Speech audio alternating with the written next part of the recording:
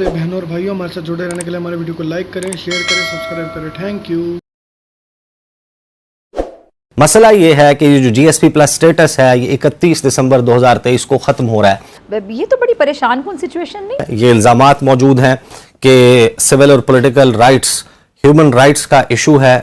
इसके ऊपर European union किस तरीके से इस मामले को देख रहा है। गोल्डमैन सैक्स जो कि सेकंड लार्जेस्ट इन्वेस्टमेंट बैंक है वर्ल्ड का बाय रेवेन्यू, कि इंडिया 2050 तक पीछे कर देगा अमेरिका को। हम एक चेंज लेकर आएंगे, तब्दीली लेकर आएंगे, तो मतलब ये थी तब्दीली।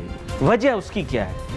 देखो, पाकिस्तान तन तन्हा इस इलाके में मौजूद है। हमारा कोई दोस्त नहीं। जब हम सारा बचपन सुनते रहे उम्मा उम्मा कर प्यारे, उम्मा उम्मा गुटड़ू गूं, उम्मा उम्मा गुटड़ गुटारे, अब उम्मा की तरफ देखें। जो पब्लिक सपोर्ट और पब्लिक की भलाई के काम होते हैं, इंडिया ने वो किए। वहाँ पर चाइना ने भी इंफ्रास्ट्रक्चर डेवलप किया, लेकिन इंडिया ने इस तरीके से किया कि जो डॉक्टर जयशंकर ने कहा कि हम आपको लोन्स नहीं दे रहे, हम लोन्स दे रहे हैं लेकिन हम और आप पार्टनर हैं, हम पार्टनरशिप की बेस पर ये करेंगे। वो चीज़ अफ्रीकन कंट्रीज और चाइना के बीच नहीं थी। लाख रुपया तेजी से गिर गया, रुपए की ऊंची उड़ान, डॉलर के मुकाबले रुपए की बड़ी छलांग। लेकिन क्योंकि यूरोपियन यूनियन के अंदर अभी इख्तलाफात हैं, तो एक चीज तय है कि वो इतना आसान। पाकिस्तान का सबसे बड़ा मसला मईशत है, तो अगर पाकिस्तान की मुआशी लाइफ लाइन किसी एक तजारत को कहा जा सकता है तो वो पाकिस्तान और यूरोपियन यूनियन के दरमियान तजारत है, जिसमें गुज़श्ता 10 सालों में 70% इजाफा हुआ। जीएसपी प्लस स्टेटस पाकिस्तान की मसनूआत को आसान शराइत पर duty free access European markets तक वो कंपेटिटिव हो जाती हैं। उसकी वजह से पाकिस्तान को तकरीबन 8 अरब यूरोज की पाकिस्तान की एक्सपोर्ट्स हैं। मसला ये है कि ये जो जीएसपी प्लस स्टेटस है ये 31 दिसंबर 2023 को ख़त्म हो रहा है।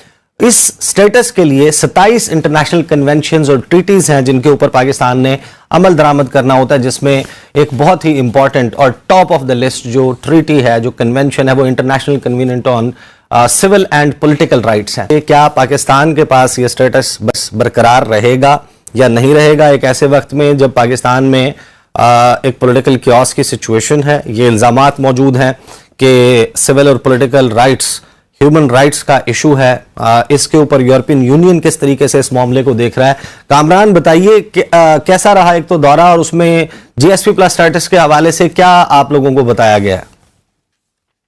देखिए, जैसे आपने बैकग्राउंड तो बता दिया कि ये 10 साल जो प्रोग्राम था 2014 में शुरू हुआ था, इस साल के आखिर में खत्म हो रहा है। जो सबसे अहम सवाल है, लेकिन क्योंकि यूरोपियन यूनियन के अंदर अभी इख्तलाफात हैं, मसलन जो यूरोपियन पार्लियामेंट और जो यूरोपियन काउंसिल है, यानी कि जो हेड्स ऑफ गवर्नमेंट और हेड्स ऑफ स्टेट हैं यूरोपियन यूनियन के, वो चाहते हैं कि जो अगला जो जीएसपी प्लस की जो रेगुलेशंस हैं उसमें एक नई शर्त आयद की जाए कि जो माइग्रेशन वाला मामला है उसको बीच में शामिल किया जाए कि वो कंट्रीज जो इसके बेनिफिशरीज हैं वो कंप्लाई करें माइग्रेशन के हवाले से। जो गैर कानूनी तौर पर लोग यूरोप आते हैं उनको रोकने के लिए वो इकदाम करें और उसको लिंक करें जीएसपी प्लस जो अगली स्कीम है। लेकिन जो यूरोपियन पार्लियामेंट है वो इसको रेजिस्ट कर रही है। वो कहते हैं कि तिजारत का और माइग्रेशन का आपस में कोई ताल्लुक नहीं है। एक तो ये वजह है। अब इन इख्तलाफात की वजह से, क्योंकि टाइम अब कम है, नई लेजिस्लेशन नहीं हो सकती, तो यूरोपियन कमीशन ने ये प्रपोज किया है कि ये जो मौजूदा प्रोग्राम है इसको एक्सटेंड कर दिया जाए फॉर फर्दर 4 ईयर्स। अभी इस पर यूरोपियन पार्लियामेंट ने अपना फाइनल डिसीजन लेना है, लेकिन उसके अंदर जो इंपॉर्टेंट चीज है कि अगर उससे पहले एक नई रेगुलेशन के ऊपर इत्तेफाक हो जाता है तो फिर वो प्रोग्राम उससे इंप्लीमेंट होगा। तो इमीडिएटली पाकिस्तान के लिए उस तरह से कोई थ्रेट नहीं है, लेकिन जो अगला प्रोग्राम होगा, कम से कम यूरोपियन हुकाम ने हमें ये बताया बेस्ड ऑन जो अभी की हमारी परफॉर्मेंस है, ये पाकिस्तान स्पेसिफिक नहीं है, ऑब्वियसली ये एक आपको करना पड़ता है। उसमें जो इंपॉर्टेंट चीज है, उन्होंने ये जरूर कहा है कि जब भी अगला प्रोग्राम या अगली रेगुलेशंस आएंगी तो एक चीज तय है कि वो इतना आसान नहीं होगा, उसकी शराइत जो है वो बड़ी सख्त होंगी। शराइत सख्त होंगी। दूसरा मुझे ये भी बता दें कामरान कि ये भी तज़किरा हुआ कि 9 मई के वाक़यात जो हैं उनके हवाले से भी रिपोर्ट, अपनी असेसमेंट रिपोर्ट जो है उसमें शामिल की जाएगी, जो गालिबन सितंबर में आ रही है। देखिए, ये कहा गया कि जो गुज़श्ता 1 सवा साल या 1.5 साल में जो भी वाक़यात हुए हैं उसको इंक्लूड किया जाएगा। जो भी पाकिस्तान के अंदर जो 27 कन्वेंशंस की बात की, पाकिस्तान सिग्नेटरी है और उस पर कंप्लाई करना पाकिस्तान की ऑब्लिगेशन है। रुपए और पाकिस्तानी मईशत तन्हा तन्हा महसूस कर रही है। अच्छा, इसका इसहाक डार साहब से भी कोई ताल्लुक नहीं, मैं क्लियर बात आपसे कर रहा हूँ। इसका इसहाक डार साहब से कोई ताल्लुक नहीं है, इसका असद उमर से कोई ताल्लुक नहीं है, इसका शॉर्टकट तरीन से कोई ताल्लुक नहीं है, इसका अब्दुल हफीज शेख साहब से कोई ताल्लुक नहीं है। जिस दिन तक आप लोग मेरी बात नहीं मानोगे ना, तो आप लोगों की दुकान नहीं चलेगी, आपकी दुकानदारी नहीं चलेगी। वजह उसकी क्या है? देखो, पाकिस्तान तन तन्हा इस इलाके में मौजूद है, हमारा कोई दोस्त नहीं। जब हम सारा बचपन सुनते रहे, उम्मा उम्मा कर प्यारे, उम्मा उम्मा गुटड़ू गूं, उम्मा उम्मा गुटड़ गुटाड़े। अब उम्मा की तरफ देखें तो 2 अरब डॉलर दे रहे, 3 अरब डॉलर दे रहे, हाय हमारे दोस्त आ गए, हाय उम्मा ने हमारी मदद कर दी। भाई ये तो उनके लिए छोले मुरमुरे हैं यार। वर्ल्ड कप फीफा का फुटबॉल हुआ, उसके अंदर पता नहीं अरबों डॉलर उन्होंने लगा दिए। पाकिस्तान की आबादी 25 करोड़ होने को आ गई, अब किसी ने 23 करोड़ कहा ना तो मैं उसको छोड़ूंगा नहीं। सही है। अब बात यह, पाकिस्तान की आबादी गई बढ़, हम दुनिया का 5वां सबसे ज्यादा बड़ी आबादी वाला मुल्क है।